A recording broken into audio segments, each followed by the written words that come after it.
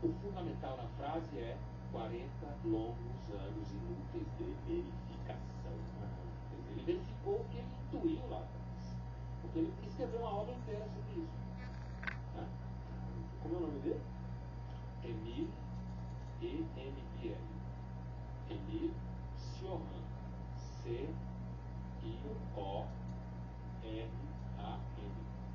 Emile Cioran. Ele era romeno, mas viveu a maior parte. Foi para a Romênia, lá, para a França, lá por 20 anos mais ou menos. E viveu lá o resto da vida. Ele era formado em filosofia, nunca fez mestrado, doutorado, ganhou uma bolsa, comprou uma bicicleta e saiu viajando pela França. Tinha vocação para vagabundo, diria hoje. Mas veja bem, ele não era qualquer vagabundo, ele era o Cioran. Mas a gente só ficou sabendo disso depois que ele chegou a se sentar em Não, ele escreveu muitos livros, ele é famoso.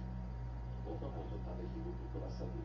Tem livros dele, alguns traduzidos.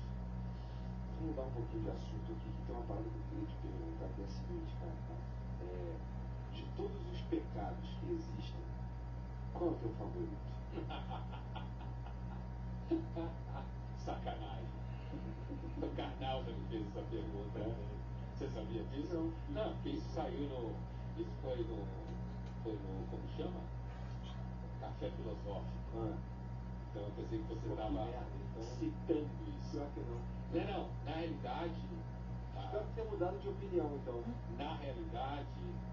Não sei se mudou, mas eu vou te dizer já. Na realidade, essa pergunta foi feita fora das câmeras e a resposta virou o Café Filosófico que eu fiz. Que legal. Aquele programa específico. Muito legal. Entendeu? Porque isso era o projeto que ele tinha na cabeça. Não, tá pra assistir, pra ver se tu pode dar pra mais Eu imagino que o nome da série seja Sete Pecados Capitais. Eu não lembro qual é o nome da série. Mas eu lembro que ele perguntou isso para alguns amigos dele que trabalhavam com filosofia, história, essas coisas aí na cabeça, que podia gravar café filosófico. Então, a resposta que eu dei para ele foi luxúria. Tá, antes de tu continuar, porque tu gosta da luxúria como um pecado praticável ou porque a luxúria é gostoso de refletir sobre? Não. Porque é um pecado praticável. Porque na realidade eu não tenho nenhuma vontade de refletir sobre a luxúria.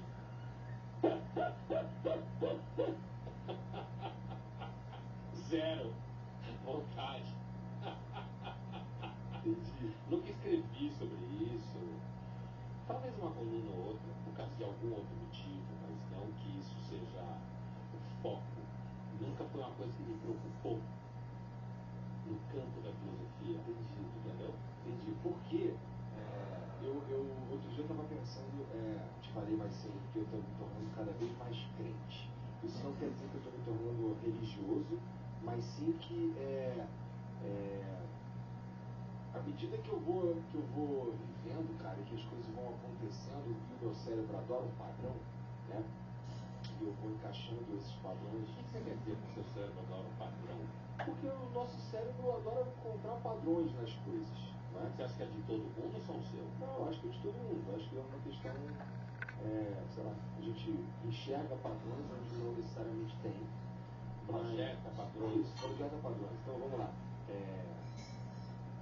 E aí a gente vê, às vezes, as coisas que são absolutamente aleatórias, mas quando a gente, olhando de uma perspectiva que a gente meio que é desenhado para procurar padrão, desde quando a gente estava lutando para sobreviver, que a gente era nômade e via um arbusto se mexendo, e toda vez que um arbusto está se mexendo é porque tem um bicho atrás dele ou alguém trepando.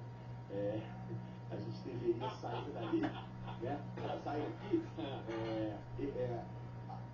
E assim, eu entendo do ponto de vista que assim, o nosso cérebro é meio que desenhado para identificar padrões, mas por outro lado é bastante confortável e assim, às vezes até é gostosa a ideia de que não são padrões, é Deus arrumando as coisinhas para você, tá? Então, começando a achar isso, é isso? Não, não é que eu tô começando a achar isso. Isso é uma coisa interessante, porque assim, eu escuto bastante isso, eu vejo pessoas falar sobre isso, qualquer templo religioso que você vai, o cara vai te dar exemplos de padrões que existem e de ciclos e de coisas que acontecem em sequência dentro de uma janela específica de tempo, às vezes, e que podem te levar para um caminho, como por exemplo, sei lá, se você olha como as coisas estão dando certo a partir do momento que você aceitou Jesus, por exemplo, né? E desconsidera talvez todo o trabalho que tu fez para que aquilo ali de fato acontecesse. Mas assim, esses padrões que a gente acaba encaixando dentro do que a gente quer acreditar tem sido parte das coisas que eu tenho lido sobre, né? Então eu tenho lido, mesmo sabendo que a gente consegue agora padrões e então, por exemplo, a sequência de coisas aleatórias que aconteceram na minha vida para me trazer até aqui nesse ponto, vou juntar tudo aí, isso fica muito aleatório mesmo. E aí, eu tenho lido bastante, como eu falei no começo, sobre jeitos de encontrar Deus, por exemplo. Né? Sobre isso. Eu tenho lido, sei lá, sim, assistido algumas palestras, lido algumas coisas, e jeitos de encontrar Deus, eu quero dizer, jeitos de pontos de vista sobre a vida, sabe? Como é que sei lá, como é que essa pessoa, como é que esse santo, como é que esse filósofo enxerga a vida, né? Para eu, sei lá, ficar com mais dúvida ainda. Né? Ou ver se bate com o que você pensa, busca. Nunca bate com o que eu penso ou busco, porque assim, eu sei lá, eu me sinto meio que, não é a deriva, mas é meio, assim, tem muito mais dúvida do que qualquer outra coisa na minha cabeça, assim, do ponto de vista de que porra é essa? Aqui, o que está acontecendo, por que as coisas acontecem como acontecem e tudo mais. Porque, cara, eu fico pensando, se você é um religioso, se você é um evangélico, por exemplo, deve ter muita paz na ideia de que, porra, tem uma vida após a morte, de que as coisas acontecem exatamente como Deus quer que aconteçam. Então tem muito mais paz nisso do que na consciência de que é tudo caos, né? Ou não? Provável. Porque quando você pensa que é tudo caos, a não ser que você seja um daqueles malucos que acha que o caos é lindo, né? Que eu acho uma viagem. Caos é só. Então, a menos que você seja isso, mas assim, uma pessoa que pensa que é tudo caos, normalmente ela se sente mais desamparada. Uhum. Quer dizer, eu citei há pouco Freud no texto dele de ilusão, que é um dos textos dele que eu mais gosto, revisito continuamente, que é um texto sobre religião. Né? É um texto em que a ilusão é a religião a qual ele se refere, o título, uma cultura de ilusão. E ele fala que a raiz da religião é a do desamparo, porque nós somos uma espécie desamparada. Imagine a criança, sentimento de desamparo, de dependência absoluta do meio em volta, precisando da mãe, depois do pai. E aí ele vai dizer que a religião é justamente a criança normal, que ela veja nos pais, se ela der sorte, seres que o amparam, se ela der sorte. Né? Mas o adulto, quando ele projeta seres imaginários, o Freud via isso de uma forma de eleição infantil, entende? Então, como é insuportável o sentimento de desamparo, e ele é de fato, né?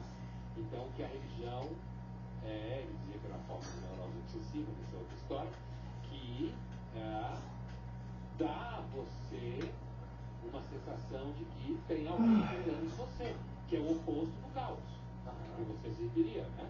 Essa é uma das interpretações mais famosas de religião que existe na literatura, especial, muito poderosa, muito forte. E aí, lendo tudo, procurando saber sobre todas essas coisas aí você inevitavelmente vai cair na ideia de Deus, inclusive a ideia do Deus cristão e tudo mais. E aí, cara, eu estava outro dia refletindo sobre as virtudes, né? E essencialmente virtudes de Deus, né? Deus ou seres imaginários.